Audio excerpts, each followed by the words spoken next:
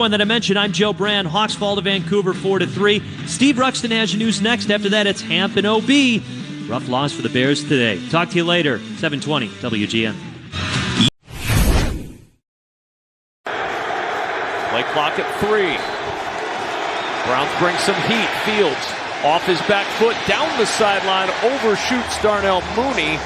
Bears rush just 4, but pressure comes. Flacco breaks away on the roll. He'll dirt this one. Montez Sweat.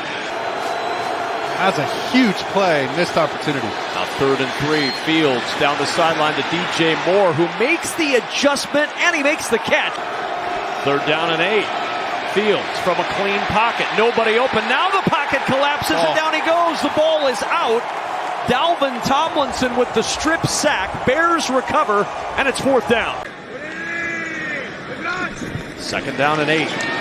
Flacco with pressure up the middle. Throws it. It's intercepted by Eddie Jackson. Jackson inside the 10. Breaking tackles and down to the 2. Well, there's DJ Moore. They're trying to single him up top. Fields looking. Backside pressure. Fields spins away. Going the other direction now. Fields on the run. Throws for the end zone. Kmet with the catch. The toe tap and the touchdown. Now 3rd and 7. Bears rush 4. Flacco. Flushed. Pump. Got him.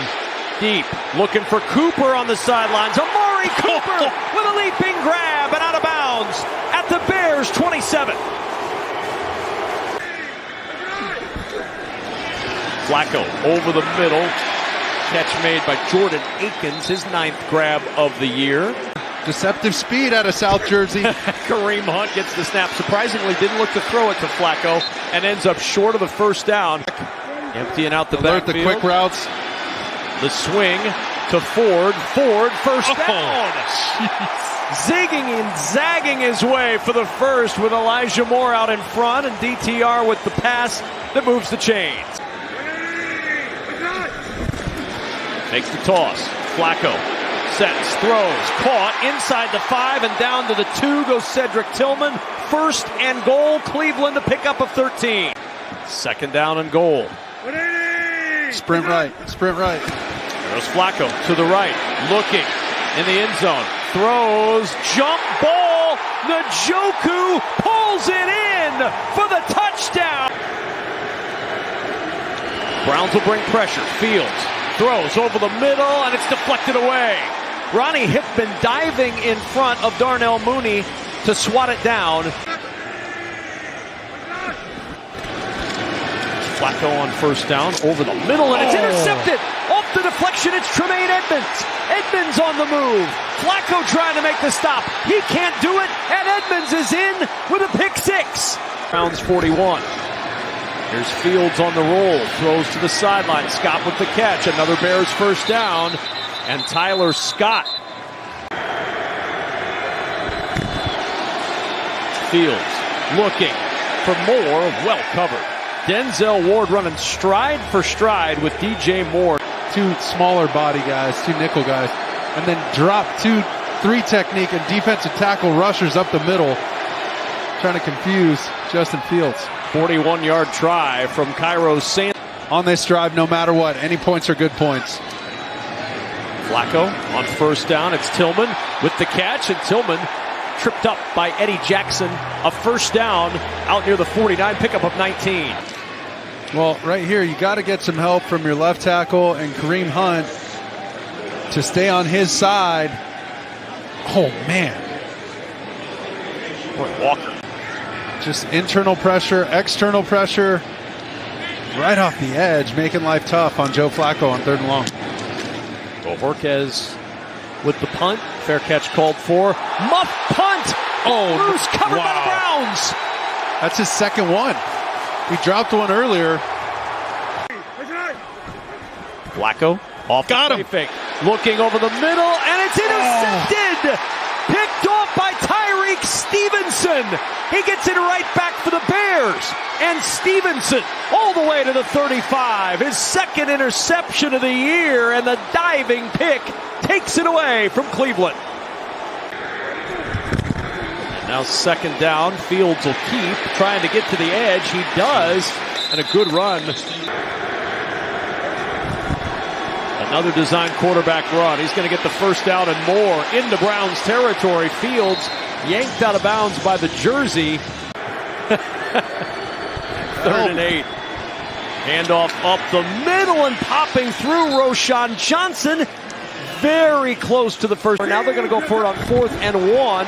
Play fake. Fields going to run, and he dives forward. Oh, I don't know. I think he's short. Mitchell barely gets a piece of him, and it's moved.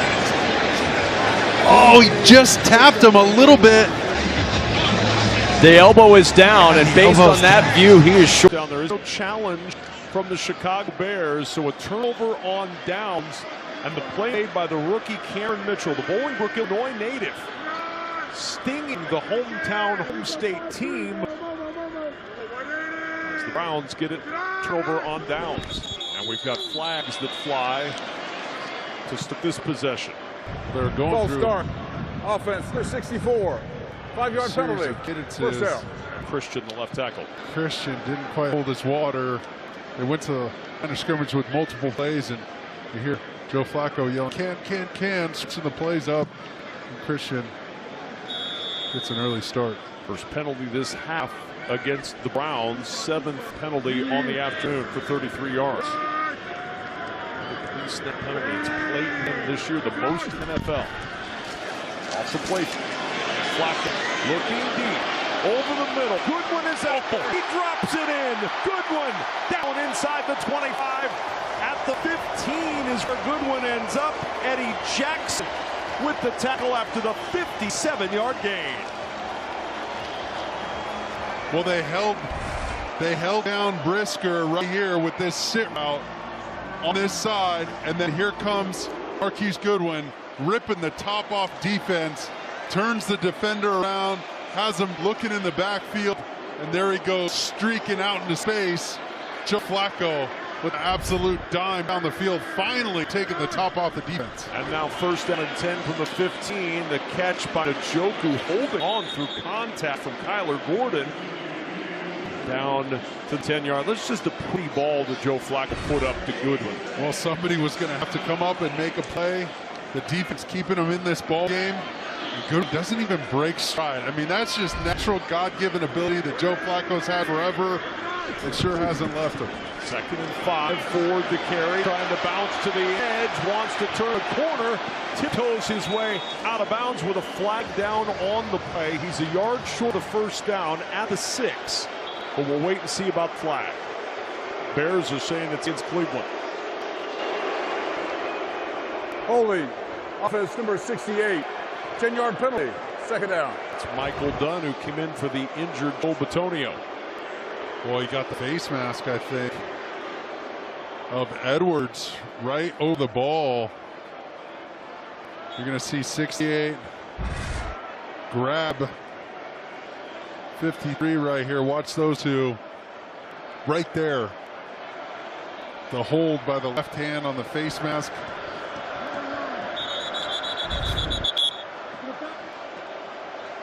Got to bump up the clock.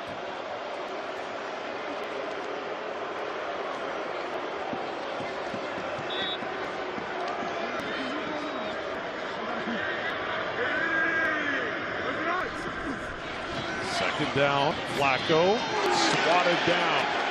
That's Tyreek Stevenson. We saw his diving interception just a moment ago. Bats this one away from Amari Cooper, now 3rd and 12. Well, they're loving this spot spacing where they run the back this way and Cooper on the little spot route. 6 yards, inside edge of the numbers. They've gone to that play quite a few times, and Stevenson's all over it. They need some sort of counter to these underneath throws, whether it's a hitch and go, a slant go, something, even out on the edge out here to get him to jump and throw the ball over the top. Now 3rd and 12. Flacco sidearms it to his tight end. Njoku well short of the 1st down. Stopped the 15 by Tyreek Stevenson. 4th down, and on comes Dustin Hopkins, and the Browns field goal unit put 3 on the board and make it a 1-score game. Well, we can't minimize the importance of points here after a big play. You know, they get conservative with calls, but make sure they got points. got to keep the pressure on, keep this thing close all the way to the finish. You never know what happens. You can't let games get away from you. And with the defense like this that the Browns have, they can always keep you in the game. This is a crucial field goal for Dustin. 30-yard try for Hopkins. And the kick right down the middle. And it's a touchdown game. 7 between these two teams, trying to keep themselves or improve their playoff position. Browns have the top spot in the AFC wild card. The Bears trying to keep a late season surge going. And if they win this game on the road, the next 2 games, the Bears are favored against indoor teams in Chicago, Arizona, and Atlanta before they end in Green Bay. Sure, you think Justin Fields looks fast on a wet field in Cleveland. Wait till you see that cat on the move, getting him involved in these run games and using that zone read and getting him out on the edge to throw on run. All those things really help him cut the field in half and help him process to be as productive as he's been these last few games. 3rd and 1.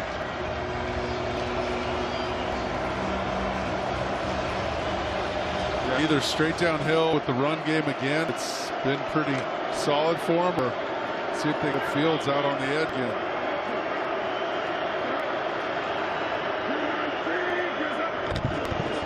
The gift to Scott, swallowed up in the backfield by Alex Wright. A loss of 3. And Alex Wright makes a huge play for the Browns. Well, remember what we said. Some of those fly sweeps, it doesn't fool Alex Wright. He was right through it, read it immediately. The TV got the worst end of it. Look at he's looking up saying, I know what you're calling.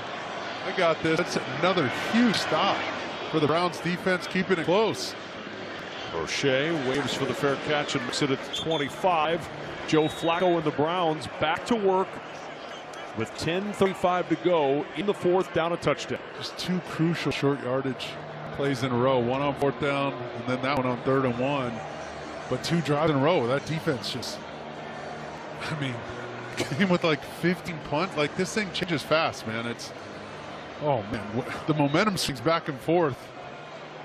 But we've seen some guys on each side in that defensive line haven't had as much playing time of late, making really big plays to whether it's DeMarcus Walker of the Bears or Alex Wright of the Browns. Some guys stepping into positions, getting more playing time, and paying dividends. 1st down and 10 at the 25. And Full trying to get away from Montez Sweat. Sweat just had one arm on him and was able to hold him up. What? Did you see this chain, by the way? The tackle for loss chain? Is that what this is? The 3-and-out chain? Or, I mean, it's bowl season, so you get some of those, you know, the championship belts and the, you know, guys wearing the whatever, the tire or whatever they wear. Okay. 3-and-out chain. There you go. Let's call it that. 2nd and 9.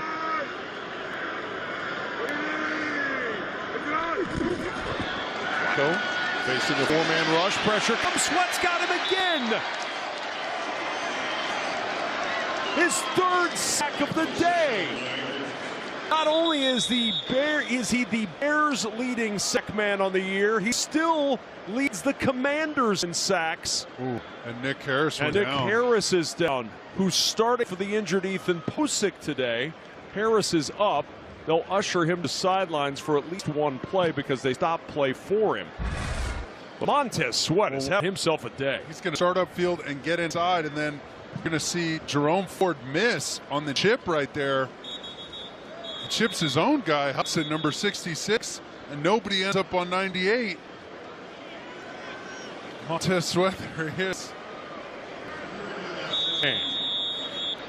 He had 3.5 sacks in his first 5 games with the Bears. He has 3 in game 6 with the Bears. 6.5 sacks in Chicago, 6.5 in Washington. He leads both teams in sacks. Jeez. Leading 2 franchises at once with sacks. That has never happened, by the way, at the end of the season. 3rd and 17, Flacco to Njoku, and the tackle made by Jalen Johnson.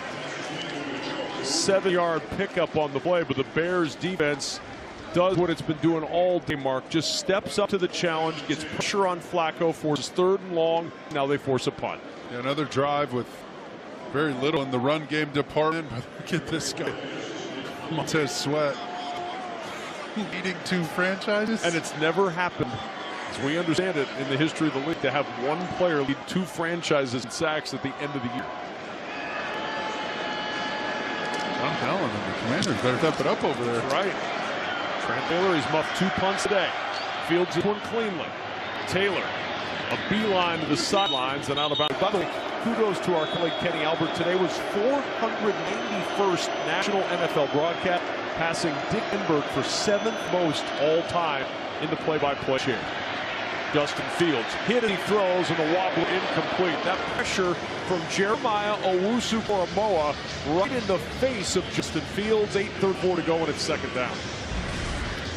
Well, watch Owusu-Koramoah. He's going to fire as soon as he realizes the halfback Roschon Johnson's blocking, and he's the one who affects that throw. I'm just shocked they weren't running the ball. Trying to run out this clock. They've had success running the ball the last few drives, and then they've come up short in short yardage, whether 4th down or 3rd down. See if they get Justin Fields involved in the zone read. Hand off up the middle for Roschon Johnson. Not much there. The clock will start to run. Jordan Elliott and Alvin Tomlinson, part of that Browns defense in front that has been so stout today. 3rd down and 9. Well, these are the kind of games your defense just keeps you in. They stay strong, they stay stout up front, and just continue to give you opportunities on offense, and one of them finally clicks. You know, that's what the Browns have to be hoping for. And then for the Bears, if you want to get involved in this playoff race, you got to learn to put teams away in the 4th quarter and finish games. 4-man rush. Fields flushed, looking upfield. He's going to run. Can he get to 1st down marker? He can. Justin Fields opted not to slide when he saw that sideline. He started that slide really early. Well, he didn't slide. He just sort of wiggled his way up the sideline. And the question's going to be, where do they spot it? She's got it spotted. So the ball brought back 1st down to the spot of the fumble, but it is a 1st down. So the spot of the fumble gives a 1st down. We saw our down judge, Sarah Thomas, spot it back to where it had been fumbled. Well, you watch him at the end of this run, and he's going to slow down. He wants to throw, and he takes off, and right there he starts to slide, almost does Kenny Pickett fake slide, and keep running. Got a little wobbly there. But figured it out towards the end, it sounded like. I think he started that slide and realized as he looked he wasn't far enough. So, oh crap, I got to put on the brakes. Last second audible there. On 1st down, he says, enough of that. I'm just going to hand the ball off to Roschon Johnson, let him do the dirt work. And Johnson picks up 3. That's what they got to do, is just run this clock out. You mentioned opportunities for the Browns offense. Well, they're dwindling, especially if you can control the clock. And if anybody knows a 4th quarter comeback, it's Joe Flacco. In this building, he's got plenty of them. It's the last guy you want with the football towards the end, regardless of what's happened earlier. That guy knows how to fish football games. Mercedes Lewis in at the tight end spot. Fields look to throw, pressure comes, down he goes. Owusu-Koramoah. 11-yard loss on the sack. He's got 3.5 on the season. Well, you know what I'm going to say. Obviously, number 6, Owusu-Koramoah. But I would have bet farm that they were going to hand the ball off and keep controlling this game instead of giving one of the best pass rushes in the league the chance to now rush again on 3rd down, and long. Well, play clock down to 1. Just got the snap off. Here comes the pressure, dumping it off to Johnson. Johnson towards the middle of the field. Stopped well short of the 1st down, but does allow the Bears punt team. It's like, hey, you've got to go out and play. It's James Brown. It's James Brown ripping up the party. He knew what he was doing. Too hot in the hot tub. I love it. going to make you. Somebody had to say it. Somebody at home saying it. Second and 8. Flacco under pressure did. He loses the rush. Now has some time and some room. Finds Moore, and Elijah Moore shoved out of bounds. Short of the first down by Kyler Gordon at 6-yard gain. And it brings up third down for the Browns. They need to string some first downs together here. They absolutely do. And Joe Flacco, just some veteran presence in the pocket. Finds a way to get out. And he can make something happen. I thought Amari Cooper's got to step up here. Got a safety on him in the slot. 3rd and 2. Handoff. Hunt to the edge. Kareem Hunt just twists forward to get the first down. It's been something that the Browns have been unable to do today, and that's run the football. Their season-low rushing yardage mark is 78. With that 3-yard run from Hunt, they have 26 yards rushing. It's been slow on the rush side, but they're trying that pin and pull again on the edge and get them outside on the same side power.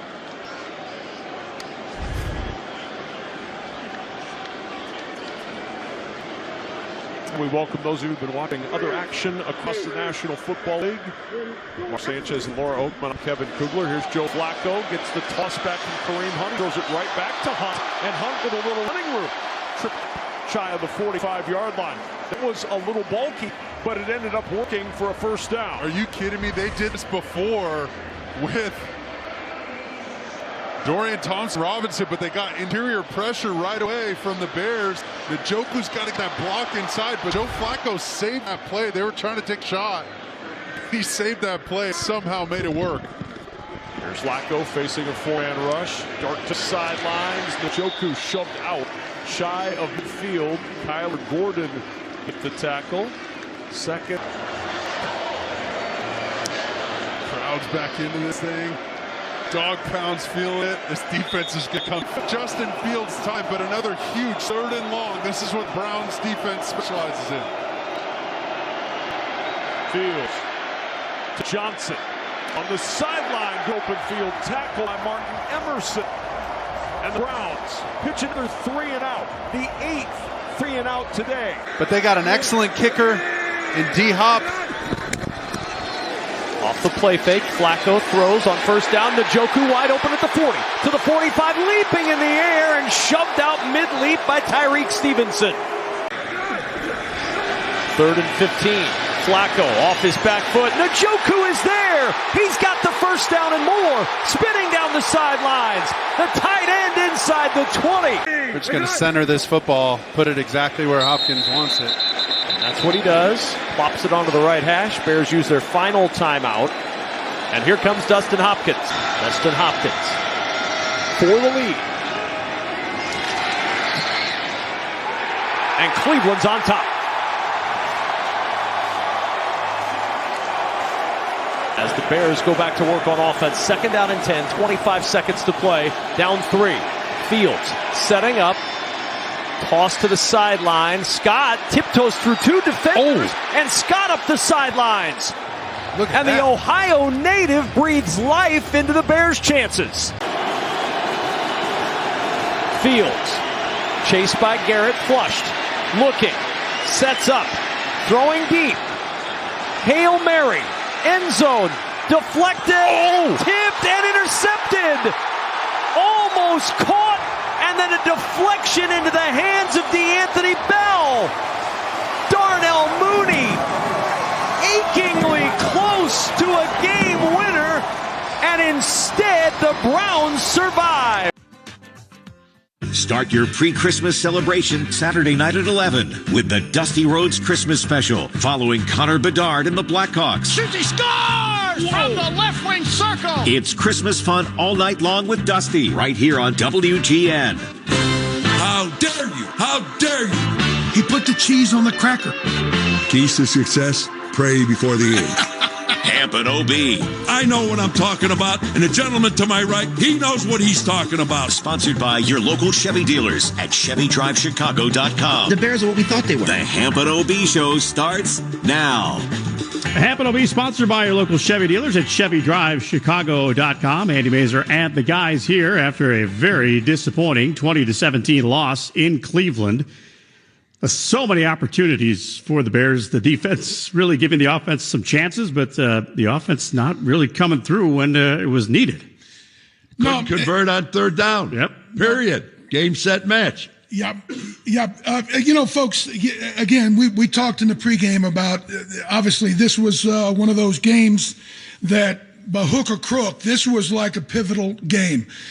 Could they try to do something miraculous and win 3 in a row, get back into kind of the conversation about not only getting into the playoffs, but, being viable? Being a team that other teams would have to be kind of looking at and saying, hey, look out, the Bears are getting hot. Well, guess what? You make the mistakes that we made today, and it was just a long list. I mean, starting with the offense, just refusing to engage in the second half. We gave up a 17-7 lead going into the fourth quarter, giving up 13 points. But not only that, we had a Hail Mary chance at the very end of the game, and we'll talk about this at length, but the Hail Mary, obviously it's a prayer, and you practice it sometimes, but essentially what it is, it's a free-for-all, and everybody is down in the goal line trying to make a play, and Darnell Mooney had a chance to win the game. The ball is batted around, caroms over and hits him. He's on his back, but it hits him in his lap, and he can't make the catch. All that being said, Danny, we should have been going downfield all day long. All day. All day long. 8 3-and-outs. I mean, my goodness. Yeah, they're a good defense. You might have 3 or 4, maybe 5, but 8 3-and-outs, especially in the fourth quarter when the game was on the line and the momentum had switched, and now the 50-year-old Joe Flacco was starting to forget about the 3 interceptions and start to make plays. I'll tell you what, Joe Flacco, folks, 3 weeks ago was laying on the couch watching the games, okay? Today against us, he was the quarterback, obviously. Now, his offensive line, of the 5 people on an offensive line, 4 starters were not playing. On 2 positions, not only a backup, but the backup were playing. And the one play that just galls me to wherever, it was in the fourth quarter with about 3:15 to go.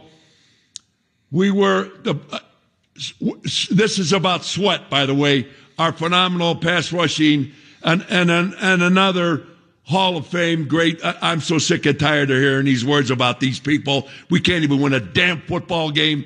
Anyways, Sweat, our pass rusher, our $100 million man for 4 years. You know where he was? It was 3:15 to go in the fourth quarter. Sweat was on the sidelines. You know what happened on that play? The Browns scored on a 51-yard TD pass to Cooper. And where was Sweat? Standing on the sidelines. 3:15 to go in the fourth quarter. Our all-world $100 million man who was supposed to be out there on the field, especially on a particular play like that, he was on the sidelines, and they complete a 51-yard touchdown pass or a 51-yard pass against us. And again, where is he? He's standing on the sidelines. Now, folks, this is unbelievable. And you know another thing that's unbelievable? Our quarterback. I hear this one more time about this kid being a franchise quarterback. I'm going to tell you something. He passed today in 4 quarters for 166 yards. And you know what's if that ain't brutal enough, their 2 safeties were out of the game. Cleveland's 2 safeties. And in the first quarter, their cornerback went out. So they're only playing with 1 first stringer out there. They're playing with backups. 3 of them on defense and 4 offensive linemen are out. And you got backup. Then you got backups playing offensive tackle. And we're Sweat, and again, let me say it again because it's beyond aggravating. You pay a kid this kind of money, you get him over here to be a destroyer, and you Eberflus have him on the sidelines on a play like that, and it goes for 51 yards? Come on! You got your 11 guys out there on offense, your 11 guys on defense, fighting their hearts out, and you people can't even get a plays in that we can convert on third down. On third down, we were 4 of 18 today on third down. Wonder why we lost the game? 4 of 18. And it's the same damn thing every week, folks. It's the same thing. It's unbelievable. I'm sorry if I jumped around here a little bit. I haven't been this aggravated. I'm struggling for words, to tell you the truth. Andy, jump in here. All right, 312-981-7200. That's the phone number. We can certainly accommodate your phone calls. Appreciate you sticking with us here. So let's start right now. Let's get out to Todd in Plainfield. You're up first here with Hampton OB. Go ahead, Todd. Hey, guys. I'm just in disbelief after that game. How do you play and play call so conservatively after you have the lead every single game in the fourth quarter? Against the top D line in the league, how do you not get Fields out of the pocket? You run so much throughout the whole game. You set up the play action. How do you not run a bootleg or something? You have 7 plays. You have opportunities at their 1-yard line in the first half to score a touchdown, and it takes the 7th play. What is this coaching staff doing? It's unbelievable. But you have to give credit to the defense, though. But the offense stinks. Todd, it wasn't 7. You're wrong. It was 8 plays to go a yard. Well, who's counting? To go a yard. With 4 consecutive penalties involved. You know, you're exactly right. We talked in the pregame how important it would be to be able to utilize that one asset that Justin Fields has maybe over any other quarterback in the game, maybe everyone except 1 or 2, and be able to get him out on the edge and let him buy time and let the receivers matriculate and be able to find and isolate, opportunities. They never did it. They all day long. And not only that, the defense, we got 3 interceptions. How do you lose a game that you get 3 interceptions? How do you lose a game when you hold their offensive running game to an average of 1.8 yards per attempt? And yet, our offense comes to the rescue of the Cleveland Browns and plays down and plays stupid and gives the game away. Well, I'm going to tell you what. Just look, about passing. This league is about passing. It just truly is, okay? Our quarterback, correct me if I'm wrong here, gentlemen, somewhere, in 4 quarters today, he threw for 166 yards. Mm-hmm. Joe Flacco, I don't know if I said this in the open volley, I was so damn aggravated. Their quarterback, who was on the couch 3 weeks ago, against us today, threw for almost 400 yards. He threw for 374 yards. I don't want to hear one more word about this guy Sweat. I don't want to hear anything about our defense, and I'm sick and tired of hearing about our offense and our Hall of Fame quarterback. Okay? We're losing games. We've only won 5 games this year. What do we have? 3 games left? 3 games left. 3 games left. And we won 3 games last year. And it's right in front of you. How could a guy sitting on a couch 3 weeks ago, 38 years old, come in and throw for 374 yards, almost 400, against our defense and our quarterback against that when they don't even have safeties back there? The backups are playing, and he throws for 166 yards. Come on. It's enough. It's enough of this losing. It's enough of these mistakes. It's enough of all kinds of excuses, one after another. Well, we're going to get better. Well, we would have done this. We're going to do that. No, you haven't done a damn thing but lose. That's what you've done. We ran 70 plays today for an average of 3.4 yards per play. Lose.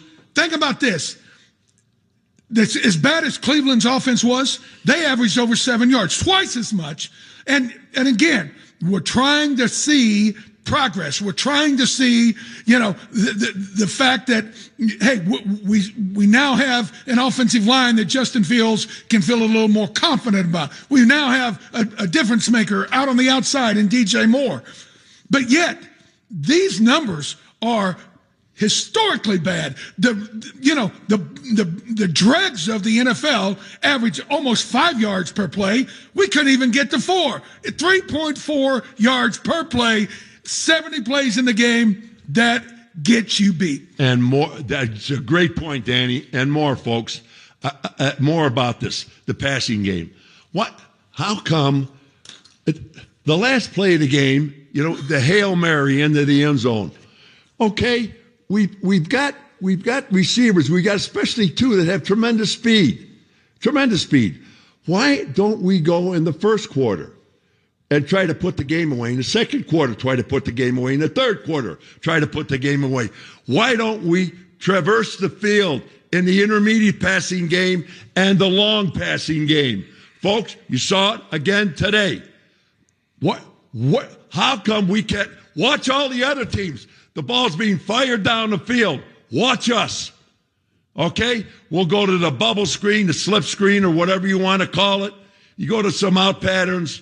There's no sense to what we're doing in the run game and in the passing game. There is none. We have no play action. We have no sprint outs. We don't go deep in the passing game. Please tell me if I'm wrong.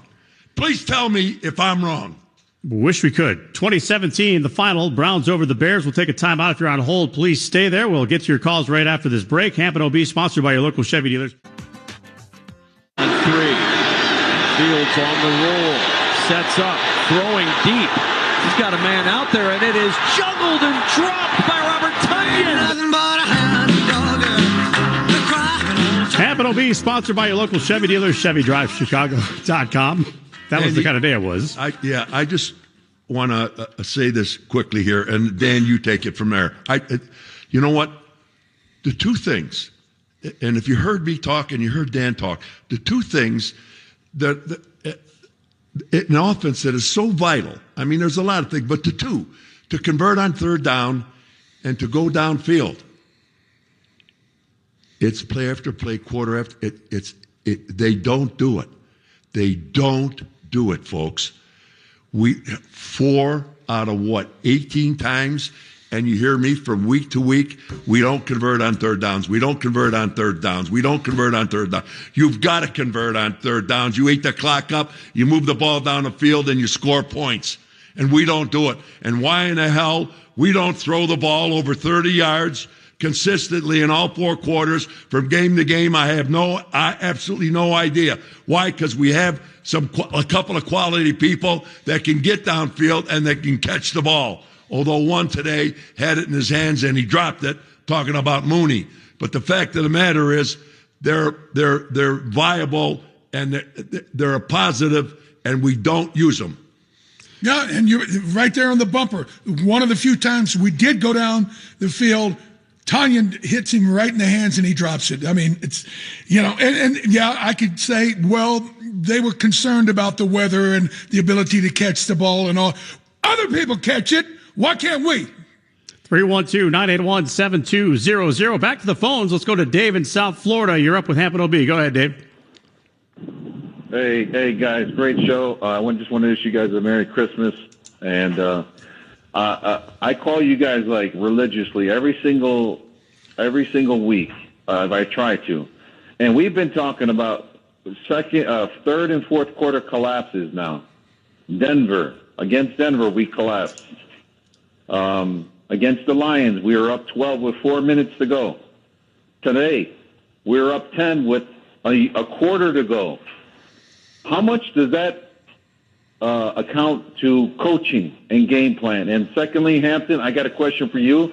There was a play, it was like a 3rd and 15. Robinson, our defensive end, starts to rush Flacco, who's probably slower than half the guys who's 65 years old, and then he stops in his tracks and backtracks like he's going to cover somebody out of the backfield when there was nobody in the backfield. I don't know if you saw that play, but he could have had a sack on that play. I'm disgusted with the game plan. The offensive game plan, like you said, OB, is horrible. We don't play to win. The end of the first half, Bingo. Why don't you try and kick that field goal? Why don't you try and kick that field goal at the end of the first half to get points? That's the difference in the game right there. We don't do it. We try and throw a Hail Mary, which 99% of the time, it's not going to work. I'm just sick of the game plan. I'm sick of the coaching. Everybody has second half adjustments, and they always beat us in the second half with third and fourth quarter adjustments. All right, Dave, thanks for the call. Appreciate it, man. There's some great points. And you know what? Yeah. A lot of times defensive linemen, if they turn you loose, guess what? They're drawing you in. You're thinking, oh, it's a screen over the back of, behind me. I'm going to stop and back up. I don't know. It's crazy. Defensive linemen, you paid to rush the passer. Do your job. 312-981-7200. Line open for you. Give us a call right now. Let's go to Patrick in Chicago. Patrick, you're up with Hampton OB. Go ahead, bud. Hey, I'm not going to be one of them guys that blames this on the referees. That OB's already carpet bombed all the guys I got in mind. Well, I do have this to say. Tunyon never dropped on balls when he was playing for the damn Packers. And as far as Luke Getsy, if he needs a ride out of town, I'll give it to him. It'll be in the trunk with zip ties and a gag on, but I'll give him it. My beef is the refs. I'm tired of it. At the end of the half, Fields rolls out, throws a pass. 1, 2, 3, boom, he gets whacked by defensive lineman. No flag. Now, you're a referee. You got one job to do, Mo. One job. And it's to protect the quarterback. That was so easy. Helen Keller could have made the call. But no, he doesn't throw the flag. Then I'm flipping channels, and I watch Tommy DeVito slide and get absolutely whacked by two guys. He's out with concussion protocol. Again, no flag. I watched the 49er game. Purdy gets an elbow right in the face, right in the mug in front of the referee, and he don't throw a flag. What's going on? Holding calls missed. There was a holding about a 15 or so yard gain down the sidelines by the Browns. Clear holding on it, and the announcers laughed about it. And in the meantime, there's Goodell there at the game, and what's he more worried about? Whether we're going to play in Munich next year. How about your police and your referees? Fire these guys. I'm wondering if they're gambling on the games. I swear to God. I know it sounds crazy, but it ain't hard. It ain't like Paul Hornady and Alex Karras had to go to the bar and find a bookie. These guys just get on the phone and make a bet because they are controlling these football games, and it's getting to be old.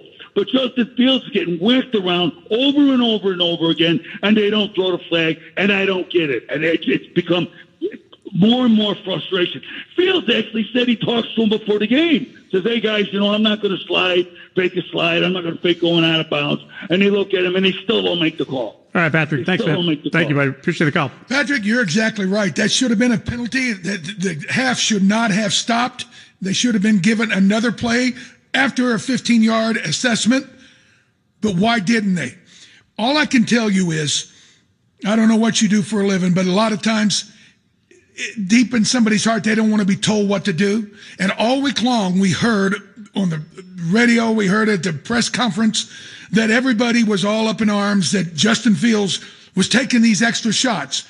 Oh, because he's a mobile quarterback and he can run. Oh, now the quarterback is not going to be protected. Or, something along those lines. And the officials have basically made this kind of this decision that, hey, if you're going to run, we're not going to protect you like a traditional quarterback in the pocket. I don't know what the answer is, but you're exactly right. It is criminal that these are not being called when the opportunity is shown. And you and I and everybody else should be up in arms about it. Well, you know what? I like to go back to earlier when we went on the air and talk about Flacco. Okay, he's 38 years old, folks, and 3 weeks ago he was home. He wasn't even in the league. Okay, I don't know if he's selling newspapers or what the heck he was doing. Okay, their quarterbacks go down, they bring him in, folks, against us, and of the 5 offensive linemen, 4 of them starting are not playing. He's got a backup and 2 backups playing. Okay? You think our defensive line and linebackers would have had a field day of going after Flacco. They should have destroyed him today. And what happens? Those backups took care of our defensive line, and I don't want to hear a word about this guy Sweat. Not one word. He throws for almost 400 yards, folks, against us with backup offensive linemen. 2 tackles, and both of them, I believe, correct me if I'm wrong, Dan, the offensive tackles, both of them, the left and right, were backups, let alone not a starter. And he throws for almost 400 yards. And our Hall of Fame franchise quarterback throws for what, 166? 166. Give me an Hampton OB is sponsored by your local Chevy dealers at ChevyDriveChicago.com. More coming up here in just a moment. Hey, folks, he's back. Longtime sponsor, Nationwide agent Jeff Vukovich is back. For all your auto, your home, business needs, contact Vuk at JeffVuk.com. And remember, Nationwide is on your side. Dan, you know what I just said there? You're like, okay, how could that possibly happen? To me, don't you think it's got to be coaching, Dan, real quickly here? I mean, how the hell do you guy 3 weeks ago, he's on a couch somewhere. How the hell does he throw for almost 4 yards? It's incompetence, and we'll get to that on the way back. Blue Cross Blue Shield of Illinois. Hot route, hot route. Who brought it today? Looking at which Bear played tough, played hard. Okay. Facing a 4-man rush. Pressure comes. Sweat's got him again. His 3rd sack of the day. Highlight courtesy of Fox Sports. Have it all be sponsored by your local Chevy dealers. ChevyDriveChicago.com. That is Who Brought It Today, sponsored by Blue Cross Blue Shield of Illinois, the card to bring through it all. And, of course, it was officially 2.5 sacks today for Montez Sweat of the Bears, 4 sacks in the game. However, the Bears lose to the Cleveland Browns after having a 10-point lead after the third quarter, 20-17. That was your final. And again, that's incomprehensible. He has 2.5 sacks, and yet, despite the 3 turnovers, picking off Flacco, 1 for a pick six, 1 to the 5-yard line, we lose. There you go. Yeah, it just seemed like the offense did not help the defense much at all as far as the field position was concerned, and just didn't take advantage of any of those opportunities. Do you think Chamberflus is going to be using the word, we didn't play complegot football? That's a possibility, so. Yeah. That's a nice little buzzword that he has there. Danny, I've got a situation here. If you talk about, net yards passing, basically 148 yards. Now, folks, you got to remember, and I think I've got my information correct. Their 2 safeties, defensive safeties, were out, didn't play. And I think it was in the first quarter. One of their starting cornerbacks goes out. So they only had basically 1 guy back there that has been playing and constantly doing what he's supposed to be doing from play to play and game to game. But your 2 safeties are out. Wouldn't you think that your offensive coordinator would scheme a passing game to take advantage of that situation? In other words, the backups that have to come in. Wouldn't you try to take advantage of those people? Wouldn't you? And try to exploit it, yes. Really open up the passing game. And net yards, we only passed for 148. And net yards, they passed for 348 with a 38-year-old quarterback. They figured us out. Danny, how is it possible that it's incompetence? You can't That's have the a word. passing game against when they got 2 of their top guys and defensive safeties are not even on the field? 312-981-7200. That is the phone number to call. Take part in the show here. Let's go out to Oak Brook and say hi to Ted. Ted, you're up with Hampton OB. Go ahead. Hey, how you doing, guys? I'm a big fan of your show. In fact, when the Bears won on Thursday night, I was really happy. And the reason I was so happy, I was the 7th caller. I won $300. I was told I won $300. I never got it. I called the steak place. They assured me they're so busy because of Thanksgiving. And then I called the station the week after that, and the guy hung up on me, told me call back, not a bye week. I was just wondering, when do they send out the gift? Let me ask you this. Did Luke Getzey take your call? Was that who it was?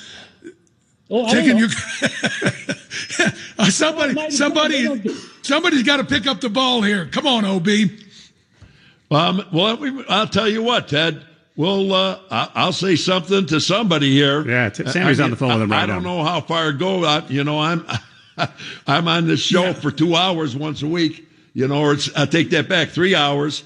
And but I don't know what I can do. But I'll sure give it an effort and see if I can't rattle somebody's cage and get the products to you, which you deserve. Yeah, by the way, that's our Raising the Stakes, which is sponsored by Second City Prime Steak and Seafood. We'll get it figured out. Hang on, and Sammy will talk to you right now. Today, by the way, we have a $50 winner since the Bears did not win. Rick Martin is his name, and he's going to get a $50 gift card to Second City Prime Steak and Seafood. We will have $200 up for grabs before the next game. That'll be against the Arizona Cardinals at Soldier Field coming up. So we'll get on that. We'll hopefully Sammy's able to resolve the situation at hand here, as we say. Yeah, Ted, the situation will be taken care of. Just hang in there, buddy. The holiday season, it'll be okay. Absolutely right. All right, let's go continue with the phone calls. Let's get out to Mark in Rockford. Mark, you're up with Hampton OB. Go ahead. Yeah, hey guys, it's Mike, but that's okay. Okay, Mike, go ahead. Anyway, listen, I know who took Ted's $300 gift card for the steakhouse. It was the McCaskies. Well, anyway, guys, happy holidays to all of you, and Merry Christmas. I just want to ask OB and Hamp this question. This is really, I just want to ask both of you, and if your producer who screens the calls, if you guys could please leave me on for about 2 minutes, then not disconnect me, because I'm actually babysitting my grandson, and they don't have a computer here, and I don't have a smartphone, and I can't listen to my answers. So, can you leave me on for a few minutes? I'm just going to ask a quick question and get the rebuttal. You got it. Real quickly, what would you two do at the end of the season, regardless of the outcome of the next 3 games? Are you cleaning house? Are you getting rid of all of them, including Poles? Or are you just getting rid of this coaching staff, and are you moving on from Fields? And I'll just stay here and listen if your guy can leave me on for a couple minutes. All right, Mike, I'll put you on hold so you can listen. All right, do you want to go first, Obi? Well, I'll tell you what I would do, and if I said anything different, I wouldn't be true to myself or true to you listeners. There'd be a house cleaning, Mike. There would definitely be a house cleaning, because what it tells you right now. This game, we convert 4 out of 18 on third down. You got to convert on third down. That's the most important thing. Our passing game, especially the intermediate or deep passing game, is null and void. Null and void. Defensively, I don't know. All we do is lose. All we do is lose. And on important plays, when you even think of what's happening, our key guys aren't in there. They're standing on the sidelines when it's 3rd and 8, when we're in the red zone. Okay? They're on the sidelines. What is Sweat doing on the sidelines? In what was it? The third quarter or fourth quarter? It was the fourth quarter. Fourth quarter and they played 2 plays, and I saw him raise his hand like, okay, somebody come in for me. I mean, you can't have that. And so what would I do? Oh, I definitely Eberflus and this entire staff. That's for sure. They are gone. And I would bring Poles in, and I would sit him down, and I would ask him some very hard and serious questions. You're the one, you made the trade for Sweat, and you gave him how much? You're talking about giving this kid almost $100 million, of which about $73 million is guaranteed. And the guy against the Detroit Lions about approximately 3 weeks ago played only 62% of the downs. And when it was in the red zone and when it was in 3rd and long, he played half the plays. There were 18 plays in that game. He played 9. You know where the other 9 he was? He was on the sidelines. That falls under, you got to be kidding me. So what would I do? They're gone. Gone. You know what? Okay. You would have to kind of take this, it's a line item type of what would you call an evaluation? Trying hard doesn't cut it in the NFL. It's about, accomplishing the goals. Don't have the time to. Hey, it's been 2 years. What have we done to show that we are a better football team than we were a year ago. Not much at all. The offense completely stagnant. Why hasn't our quarterback advanced? Why hasn't he gotten better, Dan? There's been certain spots. Now, you don't get rid of Justin Fields. He has to play one more year under his rookie contract. You get one more. I'd find a way to get rid of him. Well, it doesn't, that's all going to be hashed out at the end of the year. But think about the way this team started this season, the opening 4 losses. To me, I would have got rid of them all back in October. They weren't ready to play, Dan. They weren't. There's no question. And it's inexcusable. And whose fault is it? Coaches. Go no further. That's exactly where it was. That was the problem. The coaches, not the players. And the word is incompetence. 312-981-7200. Get back to your phone calls. If you're there on hold, please stay there. Hampton will be sponsored by your local Chevy dealer, ChevyDriveChicago.com. Put a Chevy Silverado in your toolbox. We're Chicago's very own, home for the holidays, WGN. Chevy dealers, Dan Hampton's defensive player of the game. First down over the middle, and it's intercepted. Off the deflection, it's Tremaine Edmunds. Edmunds on the move. Flacco trying to make the stop. He can't do it, and Edmunds is in with a pick six.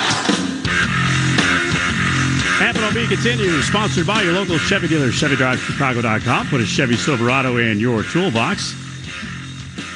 Hampton, your player of the game defensively. Sponsored by your local Chevy dealers and the Chevy Silverado, the official truck partner of the Chicago Bears. And he needs to give an assist to T.J. Edwards, his running buddy, who blew up the receiver, and the ball was just sitting there in the air, and Edmonds took it to the house.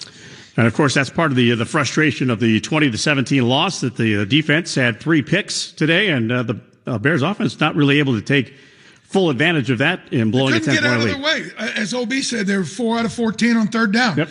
You're going to lose. Dan, they were 4 out of 18. 4 out of 18. 4 out of 18 on third down conversions. You're going to lose.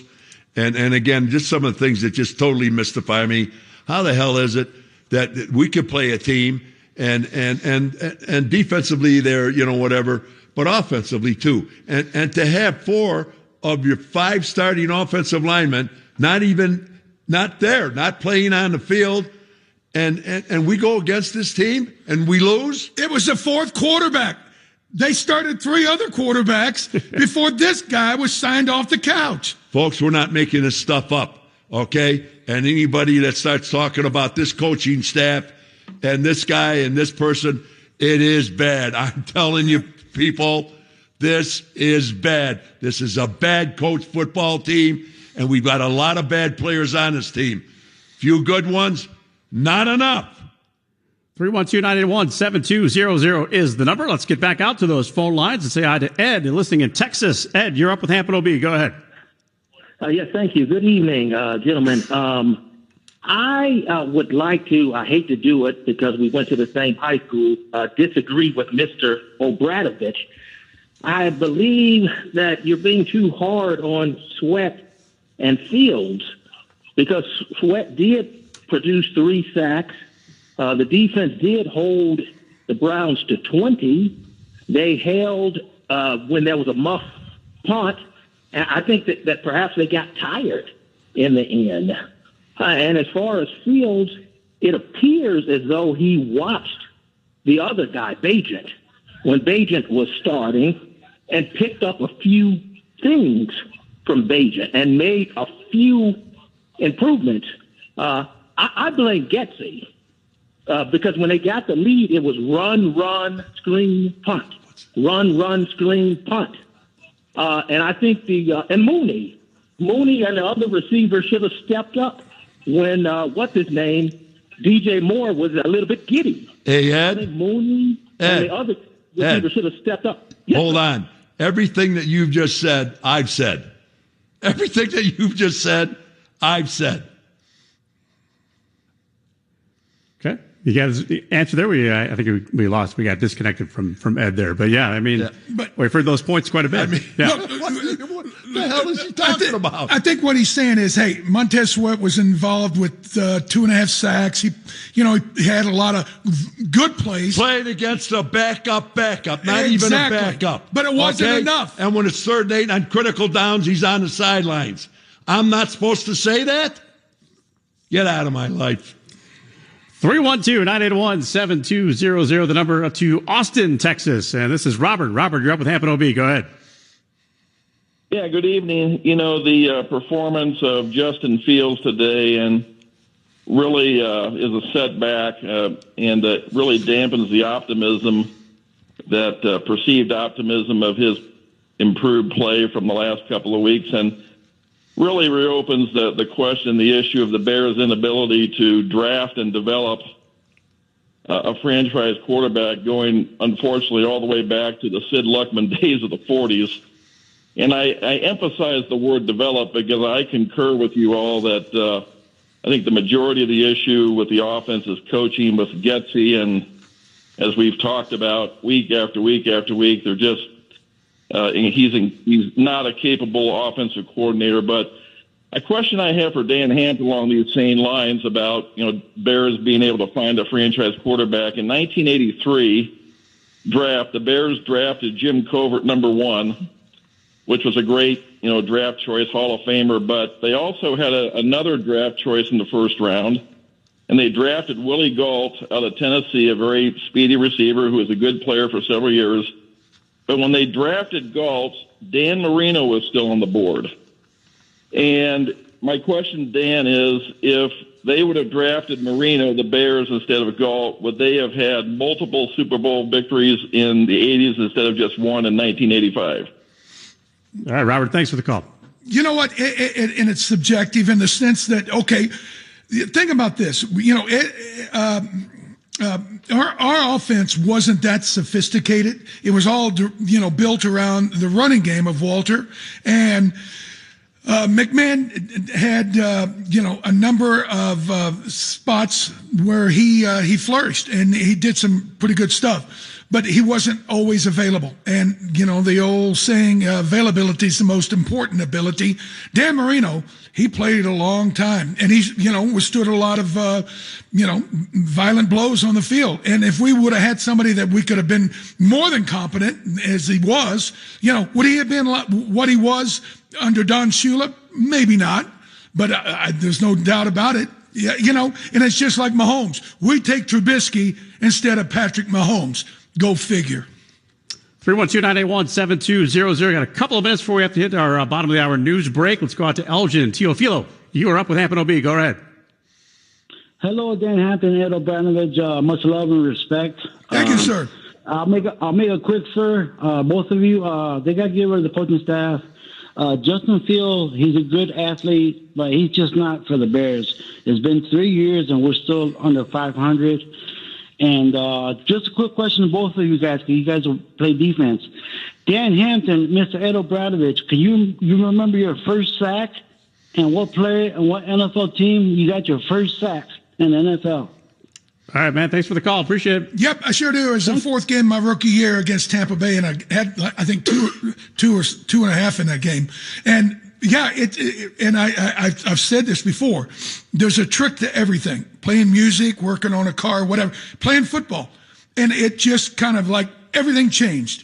And that's what you are hoping for with these young players. And we keep waiting for Justin Fields to kind of snap out of it and start making those plays that look simple. And unfortunately, he hasn't been as consistent as he has to be. OB? As far as I can't remember in 11 years that I played. I can't remember which quarterback it was or what team. I really couldn't. Come on, say Johnny Unitas. Huh? Yeah, No, makes for a good story. Just tell the truth. I don't know. I can't remember. All right, guys, we have about a minute before we got to get to our bottom of the hour break. I don't want to get a short-change a caller here, so we'll hold the callers until we get after the news. If you're there on hold, please stay there. 312-981-7200. Let me ask you guys this question, too, because we talk a lot about Luke Getsy. We talk a lot about the game planning and the play calling. And now you have a head coach who's actually acting as the defensive coordinator as well. And I'm wondering still about oversight as far as how much say Matt Eberflus has when this game plan is put together, first of all, and then during the game, how that attention gets so divided between trying to call defensive plays and then worrying about the offense as well. Well, and from top to bottom, you got to say, okay, Eberflus, since the time when they terminated Alan Williams and he took over the defense, it's gotten better. Right. Statistics are statistics, OB. Facts are facts. The defense had been playing better. On occasion, much better. But all that being said, as the head coach, you're responsible for all of it, everything. And it's impossible to say that he has had the effect of trying to mentor Getsy along a certain path to try to improve the offense when he's got his hands full with the defense. And that's why you have a head coach and not just one guy coaching everything. Well, here's a simple fact right here, Dan. Okay? 38-year-old quarterback that 3 weeks ago wasn't in the National Football League, and he led a team and beat the Chicago Bears today, and he threw for almost 400 yards.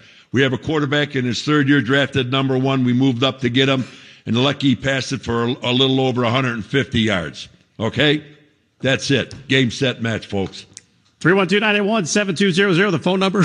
We'll take a quick break for the news, and then we'll come back and get to more of your calls. Hampton OB, sponsored by your local Chevy dealers, ChevyDriveChicago.com. On the next Surratt, Hampton OB highlights. It's go time. Plus, Dan Hampton's wake-up call at 7:48 a.m. Monday. It all starts tomorrow morning at 6, right here on the Bob Surratt Show. WGN. The fourth quarter to me is all about finishing. We got to finish the right way. We end up giving up a big pass on defense, the one where we held them to a field goal. And again, I got to make a better call. They had a penalty there. I ended up calling a coverage, which I could do a better job with that. Head coach Matt Eberflus, after the Bears give up a lead after 3 quarters, they're up by 10. 17-7, they end up losing 20-17 in Cleveland. Hampton OB, sponsored by your local Chevy dealer, ChevyDriveChicago.com. On one hand, it's refreshing to hear a coach kind of say something like that, but then again, this is a broken record. We've heard this how many times in 2 years? Yeah, and again, all these games, they seem to come down to a single play or two, and unfortunately, we're always holding the stick when it's all said and done.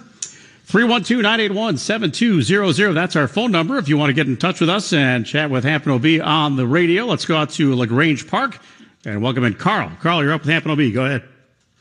Hey, guys. Man, I've been a season ticket holder for 32 years. I got to see you play Hamp. But my daughter and wife were out Christmas shopping today. They came home. They're just like, what's the matter? Why are you so mad? I'm like, I'm just so tired of these Bears. And it's just been awful. And I remember that worst game. You remember that game up in Green Bay when Majkowski went over the line and they ended up getting a touchdown? That's how I felt after that game. Yeah, it's a gut punch. And again, the caller earlier made the point about how we blew the Denver game. Mm-hmm. We blew the Detroit game. We blew this game.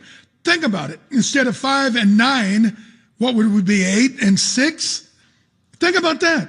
And it's all these, single situations that we always seem to be unprepared for and incompetent about closing the deal. But think about this, folks. We're in a reality of a certain place in the trajectory of the Bears. With losing this game, OB, now Pandora's box is open. And what coach is going to be here? Or other coaches? Who's going to get fired? What players are going to be here next year? Because if they would have won today, then it would have been hard to say, oh, we're going to break up the band. But now I think there's going to be a lot of changes talked about in the next 3 weeks. Danny, what it boils down to. I mean, there's so many things you could say offensively and deep, but it's coming down to this coaching staff. It truly is. It's not so much the players that I see it. Dan, I see it in this coaching staff. We have a head coach that's lost in space. I don't think he knows what he's doing. And I'm sure he's probably a defensive coordinator, and I think he's way over his head as a head coach. And these other 24 coaches, 25 coaches that we have, my God.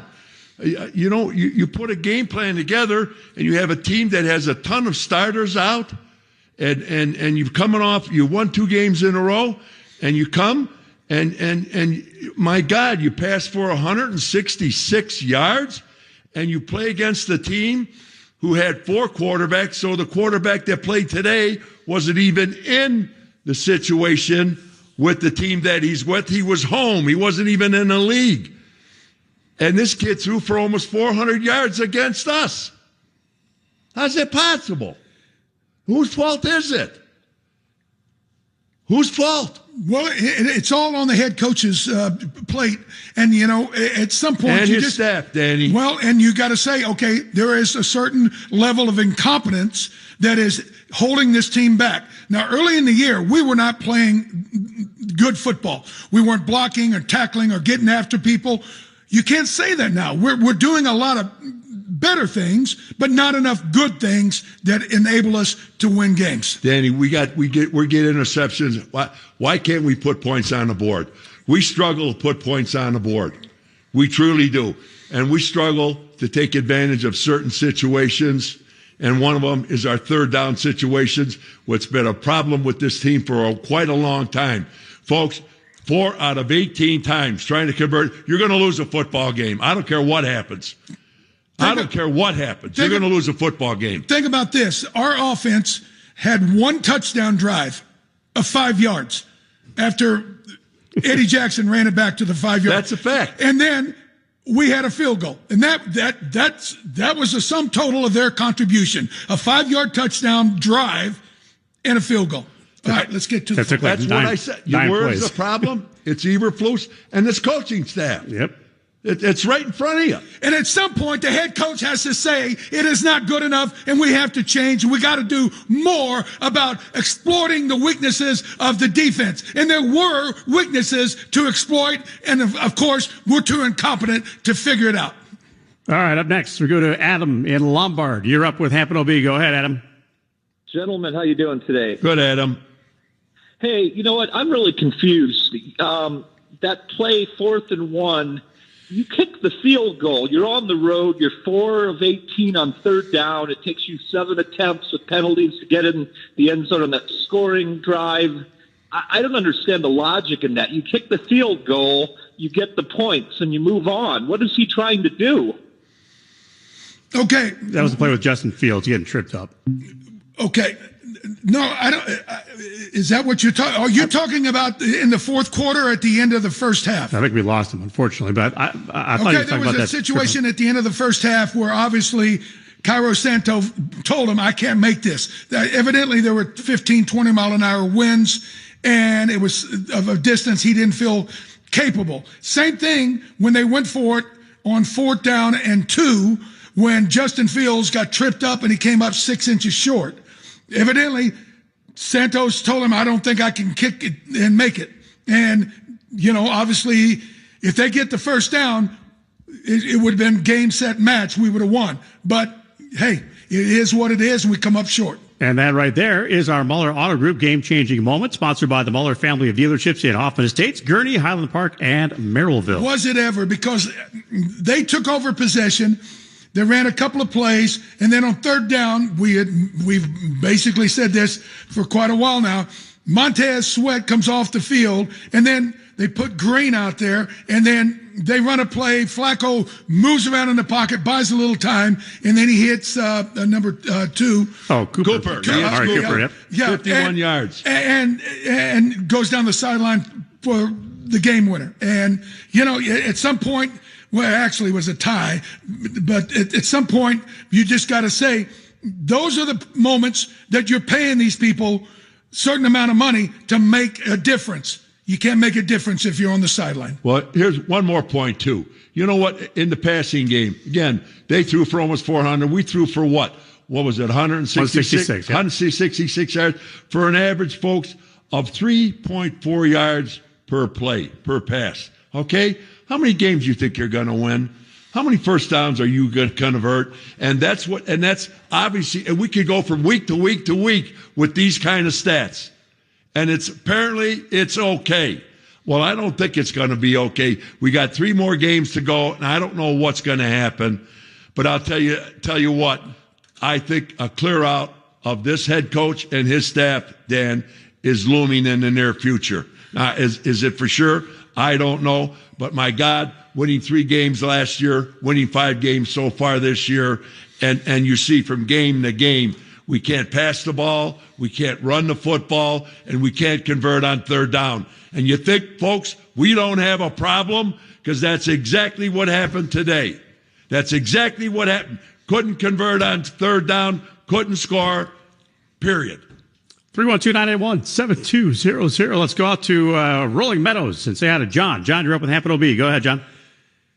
How do you guys? Merry Christmas. I think our offensive line did okay against the best defense, but it's pathetic that we can only gain 1 or 2 yards. Our offensive line actually kind of picked up today, but they didn't.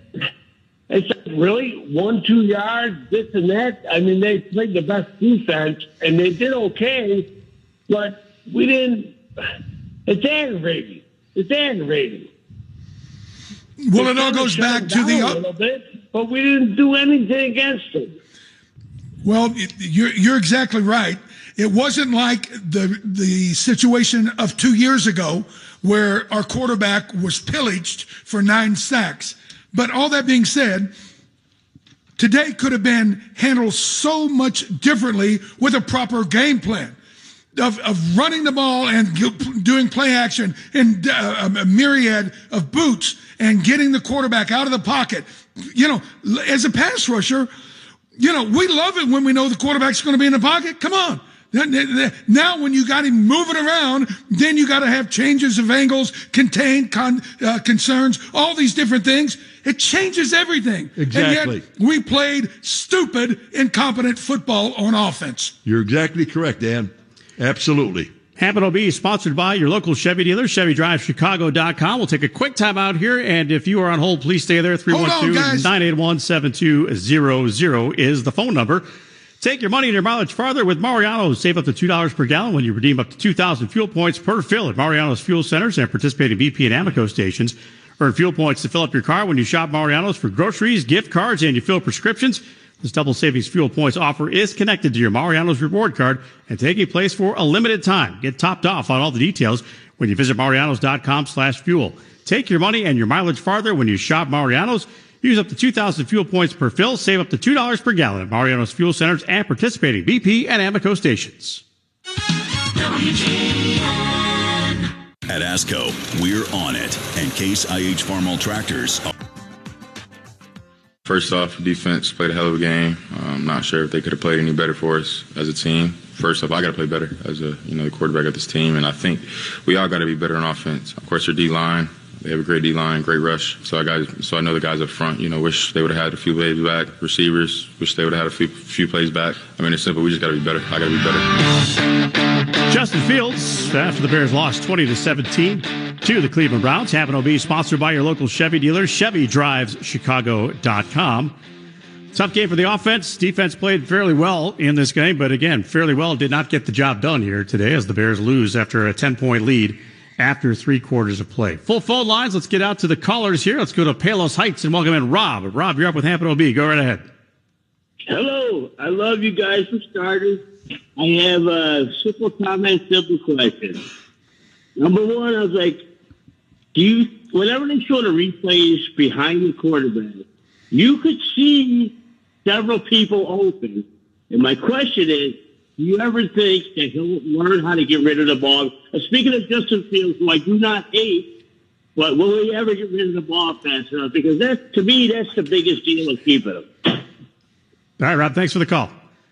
Just curious whether or not, if I'm understanding him correctly, with the view from behind the quarterback where they show the replay, that there are players that are open, but Justin hangs on to the ball too long. Is he going to ever learn how to get rid of the ball quicker? Well, I've got a simple more answer decision to that, making. Rob. coaching. Okay? Just because you're at this level, that doesn't mean, you got to have people breaking everything down, running, passing game and whatever. And you got to get the game plan together. And a quarterback at this particular point in his life and in this particular league, the NFL, you better know what's going on. And you're the one that has to put it into work. You're the one that has to make it happen. And so far, what I'm saying to you is we have a quarterback that is not making it happen. Why? All we do is lose. Okay? That's what we do. We lose. You can talk about this, that, every other thing. We lose. That's the problem. There was a graphic during the course of the game that showed Justin Fields' first 17 games and his last 17. And you could see there is progress, especially in the amount of touchdown passes that he's thrown. But all that being said, we had a caller a little bit ago saying, it seemed like it really helped Justin Fields when he was on the sideline with the bad thumb and he had to miss those games, and that when he came back, a couple of things were kind of obvious. Number one. Talking about Bagent, too. Yeah, well, he was watching Bagent. But a couple of things seemed to kind of jump out. Number one, he was better and quicker with his reads. Maybe, just maybe, Bagent being able to not only flourish, but survive as a green as grass rookie, basically kind of, spooked him into saying, hey, I need to be able to be better and learn how to do this. And remember back, week 5 or something like that, when he was saying, they're coaching me the wrong way. They're doing this, they're doing that. It's not the way I want to play or I should play, this and that. Maybe it kind of impressed upon him that maybe the offense will work if I do get the ball out quicker. But today, there was many opportunities that he had to get the ball out, and he didn't. A lot of it, he was trying to evade the rush. Some of it, he was, trying to buy a little time, find, somebody to get open. But most of the time, a lot of the receivers, they were covered up. And yeah, you can always point out, with a Snapchat photo of, oh, look at this guy. He's wide open. That guy's wide. When you're in the pocket and everything's coming at you, sometimes you don't see it. But there has been progress. But if you think that this is the way you want to, this incremental level of progress, from where he was, say, in September, I don't know how long you're going to wait. How long you're going to say we're going to hold the team hostage while we're waiting. All right, let's head out to Berwyn, and let's welcome in Frank. Frank, you're up with Hampton OB. Go ahead.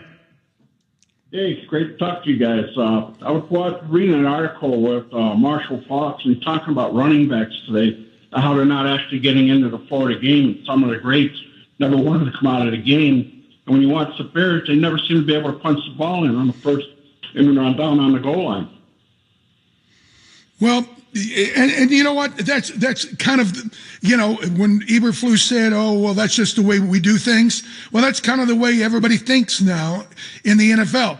I think there's only 4 or 5 running backs that'll approach 1,000 yards. Of course, McCaffrey and a few others. But everybody else is thinking we're going to do, a tag team or maybe even run 3 different backs. And there used to be this old saying that, Walter, he never really got into his groove until after his 20th carry. I don't know. I'm just telling you, maybe the way the game is, and OB, you love the fact that everybody is not only, being more preeminent about thinking pass first rather than run the ball. But in my mind, when you got a quarterback that's struggling at any time, a running game is his best friend, and play action and bootlegs would be just, duh, don't be stupid. And we don't do it. And so, the whole thing is like we're back-asswards in how we're trying to develop this offense. And you know what, folks?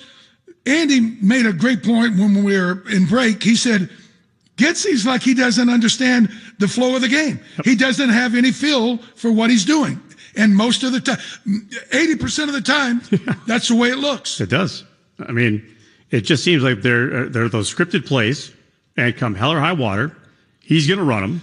And then he abandons things and tries to get cute when you're not supposed to get cute. Yeah, the speed sweep worked a time or two, and then, we got to do that again, and then, you know, it's a loss. Well, real quickly here, what we could have done, Frank, is what I've been talking about all this year, all last year, the year before. There are things that you can do that we just don't do. Again, why? Where was the play action today? Where were the bootlegs? Where were the sprint outs? Where were we attacking downfield? Where were we attacking midfield? Where were we? We never did it. And you know what we did? We lost the football game. Another football game and another week, and it's the same damn story. And where's this coming from? Is it coming from ownership? Is it coming from the general manager?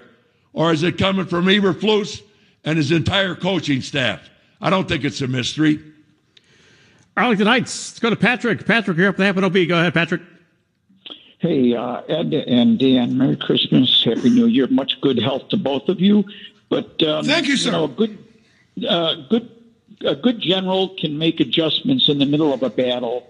And my question is this: I think it was the fourth quarter. Somebody rushed the fields, rushed the passer 5 times in a row, and you would think that the offensive line coach would put somebody over there or double team that person, because every time he rushed Fields, he got on him somehow. He rushed him to the point where he couldn't set up, and he also hit him a couple of times.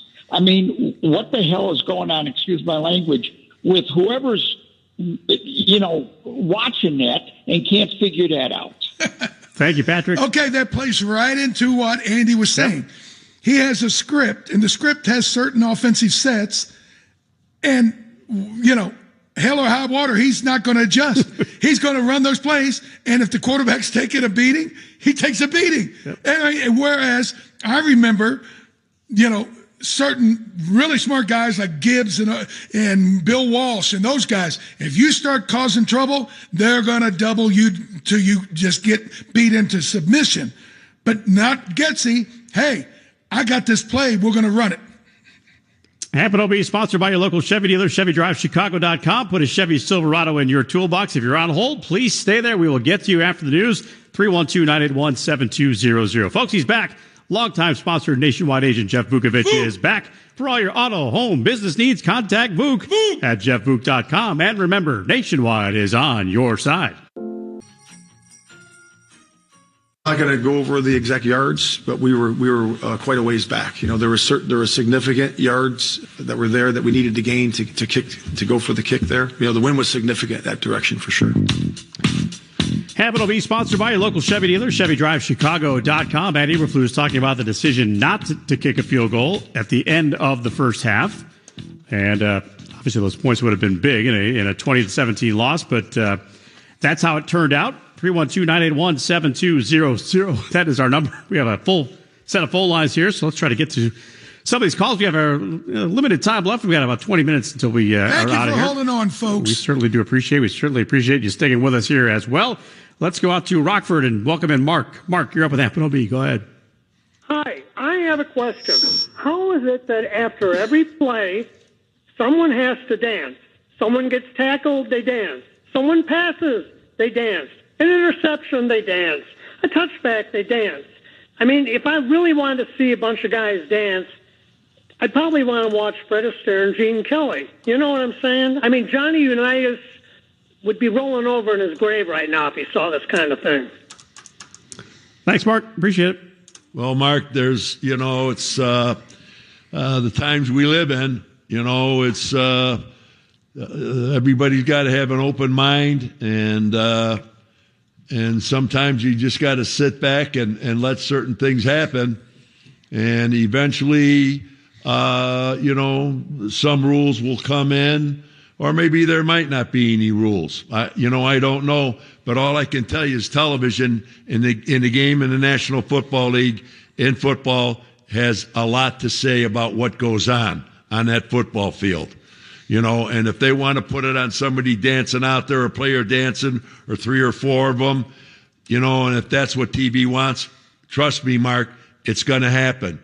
They're the ones that give the billions to the National Football League. All I know and is what they say goes. I don't think anybody would be dancing if Mike Ditka was the coach. But all that being, I don't like it because it's self-glorification. It's about me, and beating on your chest. I'm sick of it. Play the game. It's a team sport. You want to do something by yourself? Play badminton.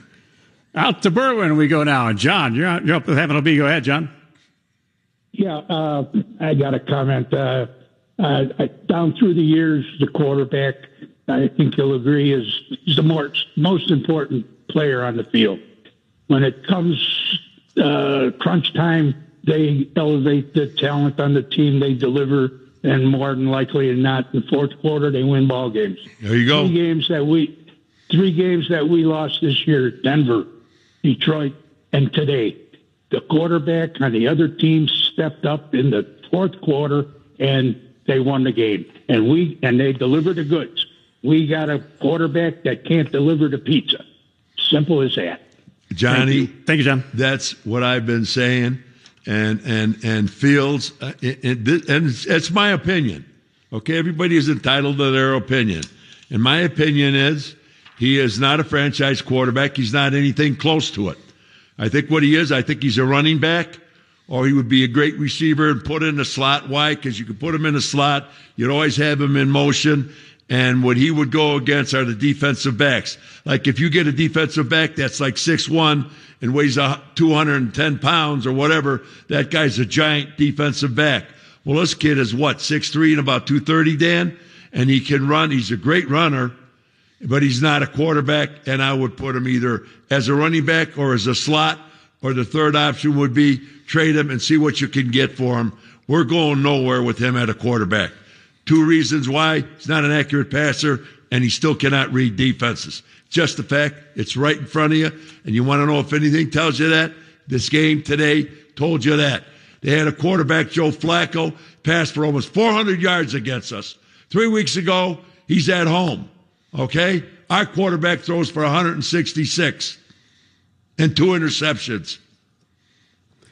All right, time now for the Curveball Whiskey Bonehead Play of the Game. It's sponsored by Curveball, the original barbecue whiskey. Join the Bonehead Nation today at curveballwhiskey.com. Who wants to go first? Let me just jump in here quickly. Okay. This was in the fourth quarter, right around 3:15 to go in the fourth quarter, and the Browns had the ball. And they throw a 51-yard TD pass to Cooper, their brilliant receiver, okay? And our best pass rusher, our $100 million man, Sweat. You know where he was, folks? He was on the bench. He was sitting on the sidelines. That's a fact. 3:15 to go in the fourth quarter. Where was Sweat? He was on the sidelines. And where should he have been? He should have been in the game, trying to sack the quarterback and prevent a play like that happening. And he was on the sidelines. That's my bonehead play of the day. I've got a couple of them, and Darnell Mooney's involved in both of them. Number one was on 4th and a yard and a half. We go for it in the fourth quarter, and Darnell Mooney, all he's got to do is kind of block down on this defensive back and keep him from getting to Justin Fields, who's trying to get around the end. He can't do it. Fields gets tripped, comes up short. Also, think about the bonehead last play of the game, Hail Mary into the end zone. The ball gets batted over to him, and it's right in his chest. Unfortunately, he can't bring it in. And that was the Bonehead Plays of the Game. Again, sponsored by Curveball, the original barbecue whiskey. Join the Bonehead Nation today.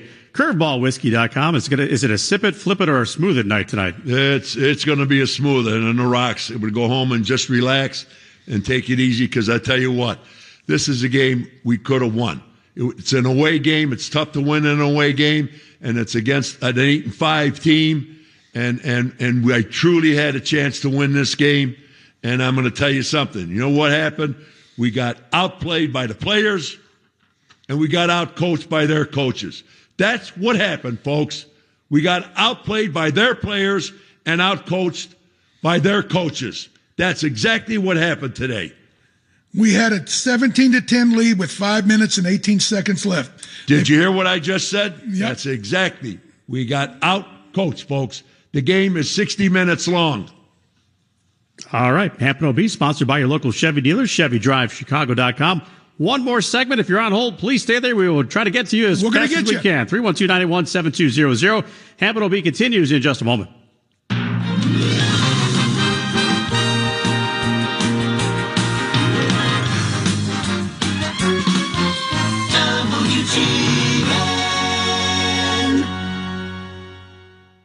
As Mooney lets the Bears' slim playoff hopes slip right out of his hands in what would have been a game-winning touchdown on a Hail Mary with zeros on the clock. The numbers were not great for Fields, but the game plan was even worse. Luke Getsy, Matt Eberflus, late in game, again outscored in the fourth quarter, this time 13-0 for a come-from-behind victory for the Cleveland Browns, who improved to 9-5 as the Bears' slim playoff hopes also put to rest.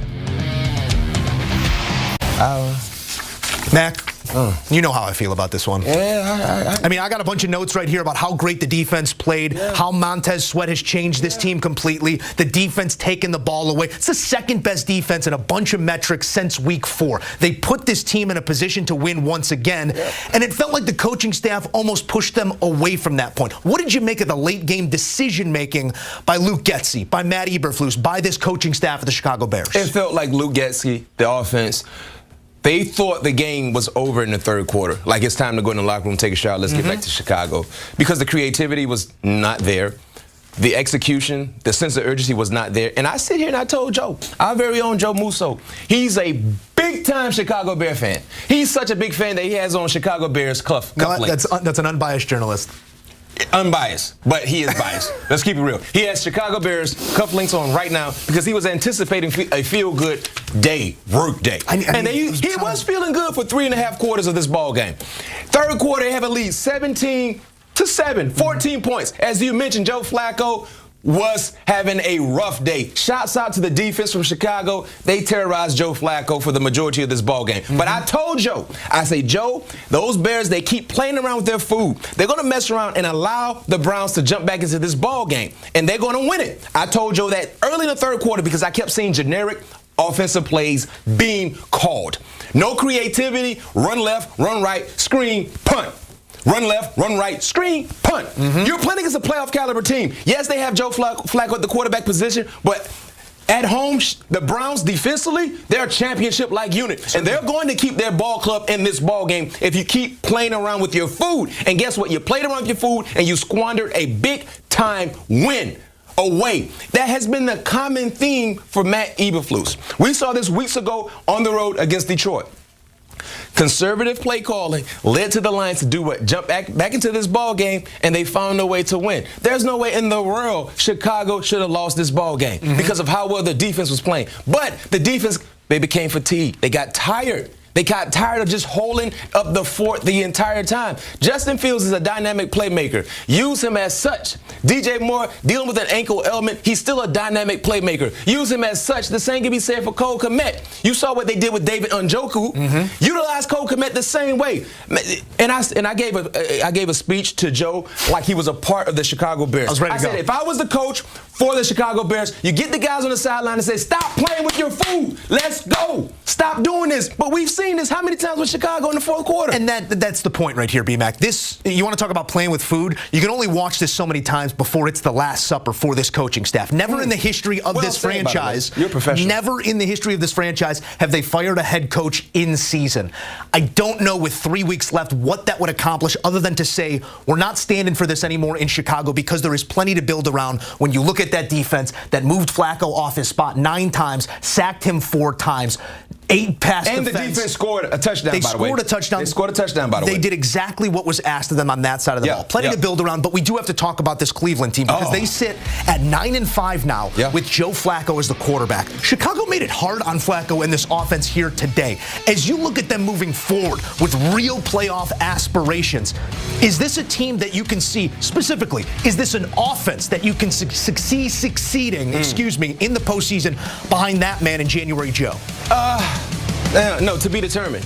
I think, because they won't play against a team like Chicago in the playoffs. Chicago is a team that is searching for ways to win ball games. When you play against teams in the playoffs, they know how to find the ways to win ball games. So that was the luxury they had on their side. And also, too, Joe, you got to remember, with Joe Flacco, the likelihood of them, granted, as we see it today, winning the division is not likely, right? There's still a lot of ball left to be played, but if the playoffs were to start today, Cleveland would be on the road in the first round of the playoffs with Joe Flacco and this offense that has become more generic than anything, deserving so because they just got Joe Flacco weeks ago. So what Joe Flacco has done, though, even though we saw some turnovers that led to points, he's still making the plays when need be.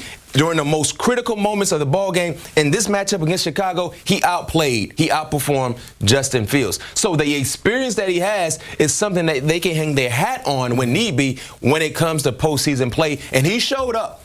He showed that experience in the fourth quarter of this ball game. Dying moments. Big throws down the field. Big throws to David Njoku. I mean, big throws to Amari Cooper. Yep. I mean, that's what you need. Yeah. And you need to have these moments. And this was a good opportunity for Cleveland because Joe Flacco had his worst game, I think, today when you talk about individual miscues, but they found a way to win. They found a way to win. And I'll tell you this all the time, Joe. You know, we work together a lot. Good teams find a way to win ball games. Bad teams will find a way to lose a ball game. Somebody has to win. Somebody has to lose. In this case, it's a Hail Mary unanswered.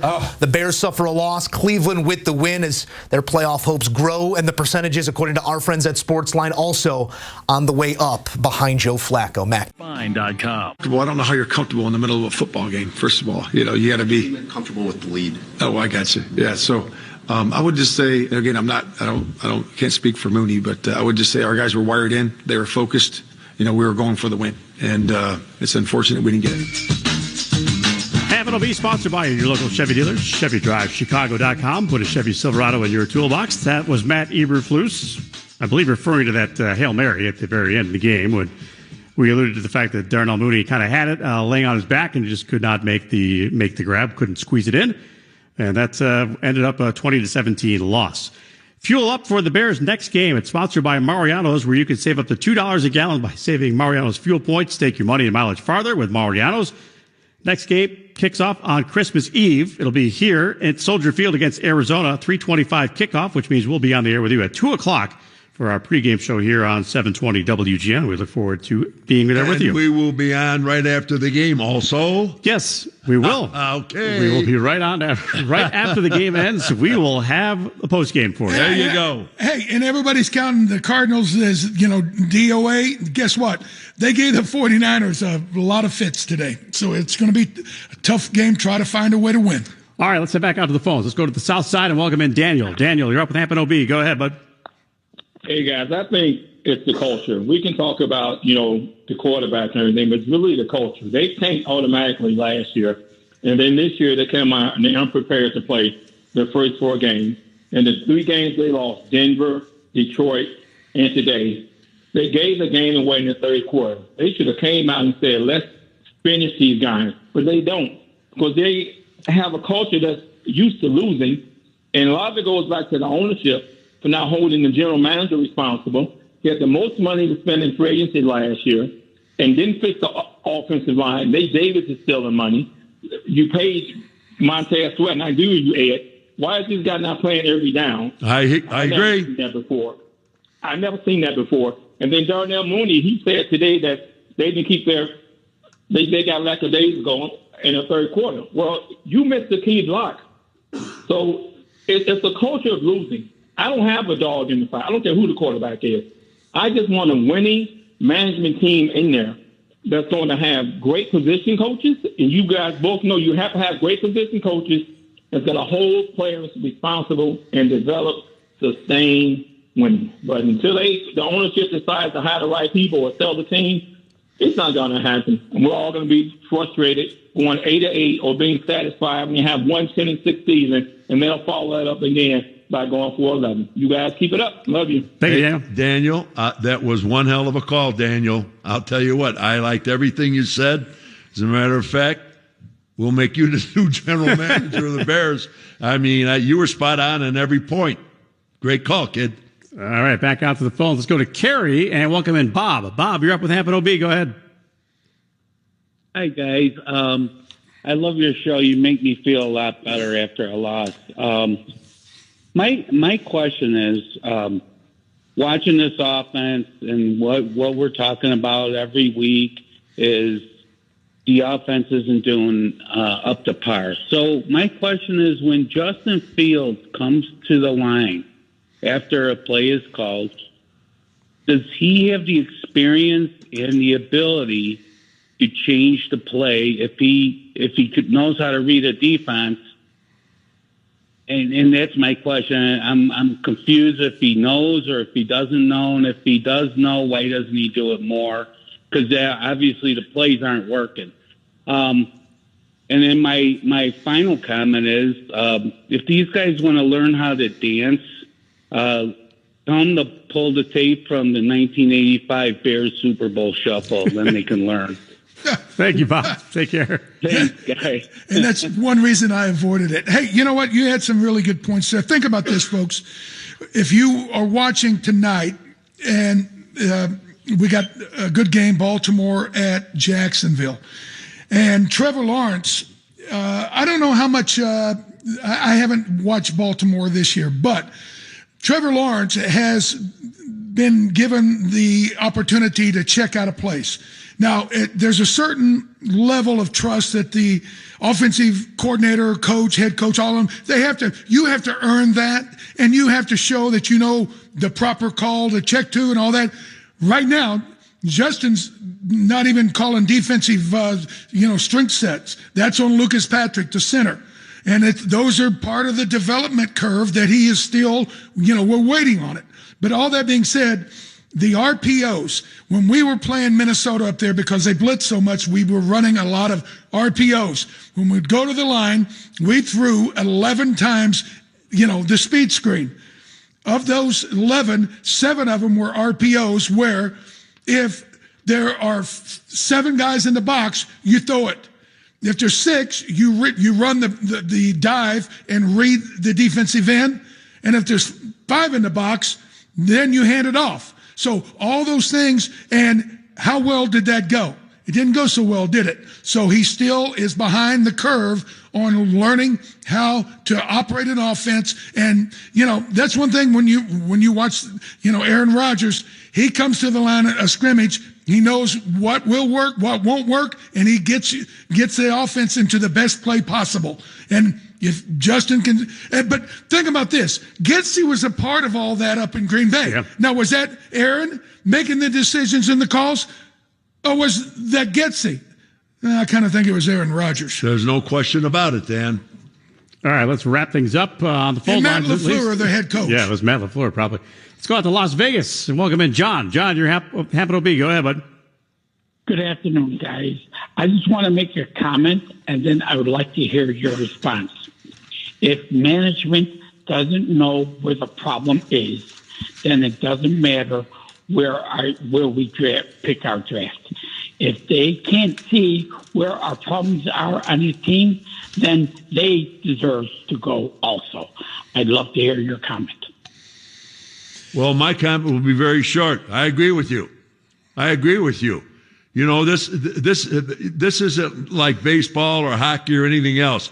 Boy, this football pretty much is a short season. Why? You got 17 games, and you got 53 guys on the team, and you got 20-some-odd coaches, and it's a short season compared to the other professional games there are.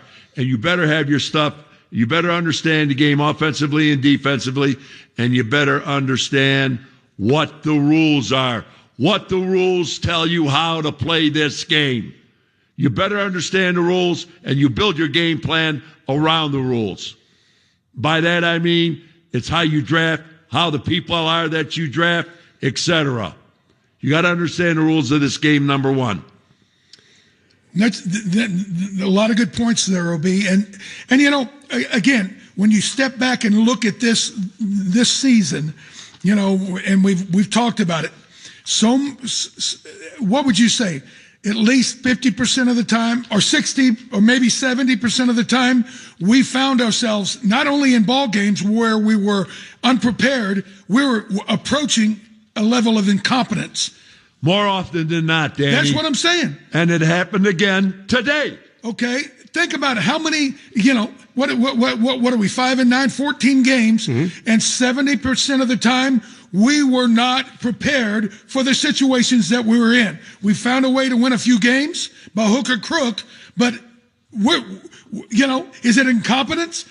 Being unprepared, not having a master plan, not being able to execute a plan, all those things. When you strip it all away, the coaches are at the root of the problem. Absolutely, Dan. It's just simple things. When you've got a great pass rusher, whether he's an outside man, a defensive end, or an inside man, a defensive tackler, you've got a great blitzing linebacker and a safety that's a great blitzer. All right, you work around it, you work through it, and you get it going.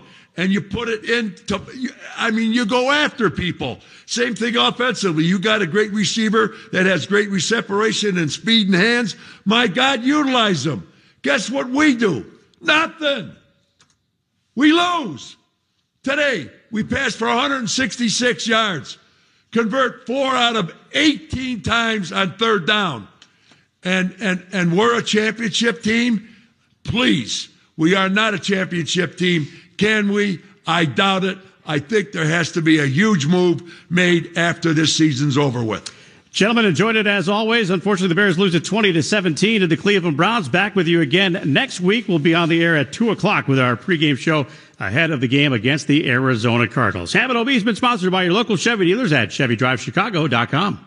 It's Bob Surratt. WGN sounds great on the WGN app. Download it now and make us the first button on your digital dashboard. See how at WGNradio.com. From WGN. It's cloudy, 38 degrees at 7:30. Good evening, I'm Steve Ruxton. The head of the Chicago Fed says the economy may have a soft landing, but quite a bit more needs to be done. WGN Sports, Blackhawks lost to Vancouver 4-3 at home. As you've been hearing, the Bears lost to the Browns 2017 in Cleveland. WGN traffic, no major problems to report at this hour. The city of Chicago said late last week that all migrants had been moved out of and around police stations.